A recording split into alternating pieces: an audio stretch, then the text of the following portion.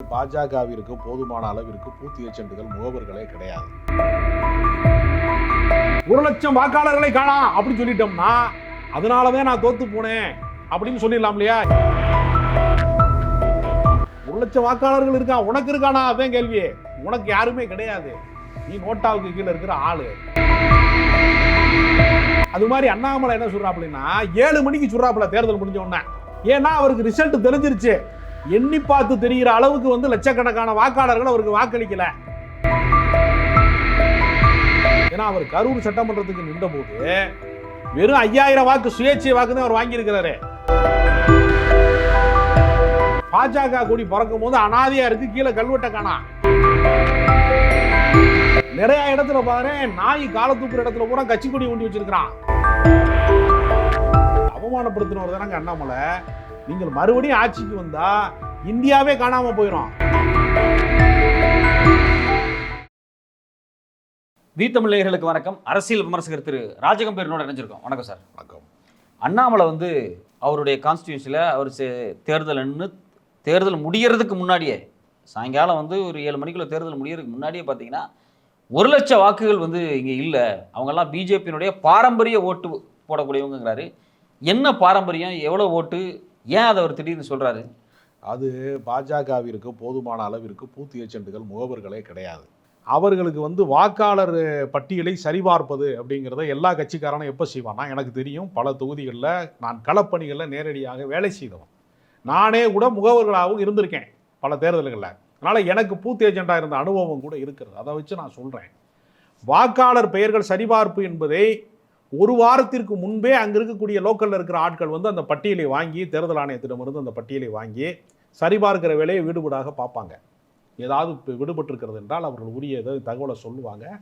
அதற்கான ஆதாரம் இருக்குது, அடையாள அட்டை இருக்கிறது, ஆதார் அட்டை இருக்குது, ஏதாவது இருக்குன்னா அது நேமை சேர்த்துருவாங்க, திரும்ப பெயர் சேர்ப்பாங்க. பெயர் சரிபார்ப்பு என்பதற்கு அந்த அதிகாரம் அவங்களுக்கு இருக்குது, கட்சிக்காரங்களுக்கு. அவங்க போய் சொல்லுவாங்க, தேர்தல் ஆணையம் உரிய ஆவணம் கொடுத்தா ஏற்றுக்குருவாங்க. இதுதான் நடைமுறையில் உள்ளது. இவர் எப்போ சொல்கிறாரு? அதெல்லாம் தேர்தல் முடிஞ்சு 7 மணிக்கு சொல்கிறாரு. சரியா? அதாவது ஒரு நகைச்சுவை உண்டு. ஒருத்தன் ஆக்சிடெண்ட்டில் மாட்டிக்கொண்டு அவசரமாக ஆஸ்பத்திரியில் சேர்த்தா கூட தீவிர சிகிச்சையில் இருக்கிறவனுக்கு டாக்டர் சொல்லியிருக்காரு, எவ்வளோ முயற்சி பண்ணேன், என்னால் முடியலை அப்படின்னு சொல்லியிருக்கிறாரு. அவன் அப்போ டாக்டர் சொல்லியிருக்காரு, 1 மணி நேரத்துக்கு முன்னாடி கொண்டு வந்து தான் நான் காப்பாற்றிருப்பேனே அப்படின்னு டாக்டர் சொல்லுவேன். கொண்டு போனவன் சொன்னால், ஆக்சிடென்ட் ஆன ஆளை கூட்டு போனவன் சொன்னால், ஆக்சிடென்ட் ஆகி 1/2 மணி நேரம் தானே ஆச்சு, 1 மணி நேரத்துக்கு முன்னாடி அவனே நல்லா நடந்தான், நீ எதுக்கு வைத்தியம் பார்க்க போகிற அப்படின்னா.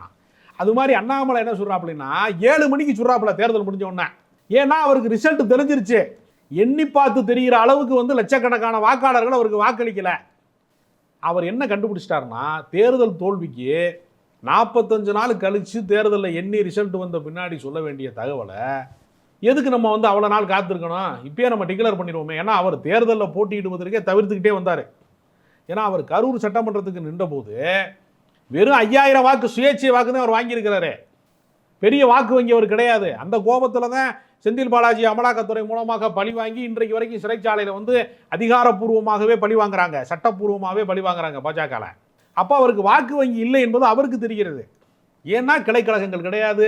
கட்சி கொடியேற்றினா, எல்லா கட்சியும் நீங்கள் பாருங்கள், கொடியேற்றினா அந்த கட்சிக்கு கொடியேற்றுனதுக்கு கீழே ஒரு கல்வெட்டு வச்சுருப்பேன்.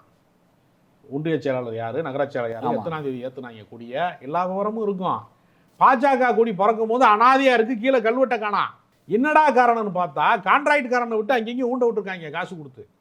கொடியை ஊண்டுனதுக்கு 30,000 ரூபா, 3 இடத்துல மொத்தமாக ஊண்டிடு, உனக்கு 10,000 ரூபா எடுத்துக்க அப்படின்னு சொல்லி 1,00,000 ரூபாயை கொடுத்து ஒரு 3 இடத்துல பண்ணுறாங்க. நிறைய இடத்துல பாரு, நாய் கால தூக்குற இடத்துல பூரா கட்சி கொடியை ஊண்டி வச்சிருக்கிறான். எந்த இடத்துல கட்சி கொடியை ஊண்டனுங்கிற அறிவு இல்லாமல் கட்சி கொடியை ஊண்டி வச்சிருக்கான். ஒரு உதாரணம் சொல்கிறேன். இப்போ அண்ணாமலை பார்த்தீங்கன்னா அவர் வீட்டுக்கு முன்னாடி கட்சி கொடியை ஊண்டி வச்சார். பார்த்தீங்களா நீங்கள்? கட்சி கொடியை நடுவதற்கு என்று பல இடங்களில், பொது இடங்களில் செய்வாங்க வழக்கமாக.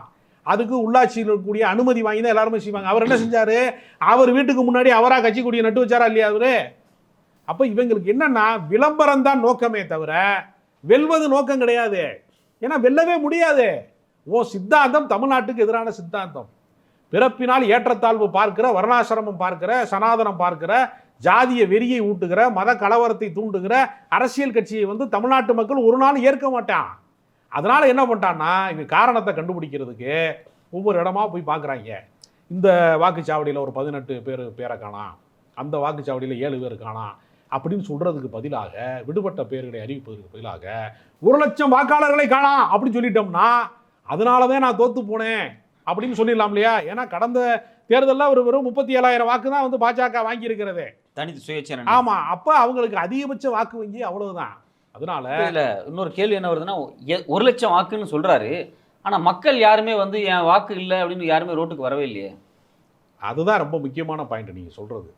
அது என்னன்னா, 1,00,000 வாக்காளர்கள்லாம் இருக்கிறாங்க. உனக்கு இருக்காங்களா? அதான் என் கேள்வி. 1,00,000 வாக்காளர்கள் இல்லைன்னு நான் சொல்ல முடியாது, தேர்தல் ஆணையமும் சொல்ல முடியாது, திமுக காரன் சொல்ல முடியாது, யாரும் சொல்ல முடியாது. 1,00,000 வாக்காளர்கள் இருக்கான், உனக்கு இருக்கானா? அதான் கேள்வி. உனக்கு யாருமே கிடையாது. நீ நோட்டாவுக்கு கீழே இருக்கிற ஆளு. இப்போ நீ தமிழ்நாட்டில் ஏற்கனவே உனக்கு 3% இருந்துச்சு.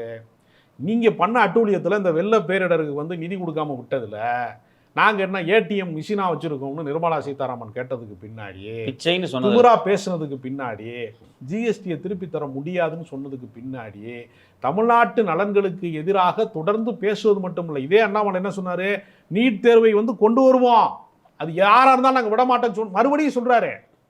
அப்போ அவருக்கு அது மட்டும் கிடையாது. நிர்மலா சீதாராமன் சமீபத்தில் என்ன சொன்னாங்க, அந்த தேர்தல் பத்திர மோசடிகளை வந்து உச்சநீதிமன்றமே கண்டித்ததற்கு பின்னாடி மீண்டும் நாங்கள் அதை வந்து அமல்படுத்துவோம்னு சொல்கிறாங்க. அப்போ மீண்டும் பாஜக ஆட்சி வந்தால் அவர் கட்சி தலைவர் என்ன சொல்கிறாரு, இது வெறும் சூப்பு தாங்கங்கிறாரு.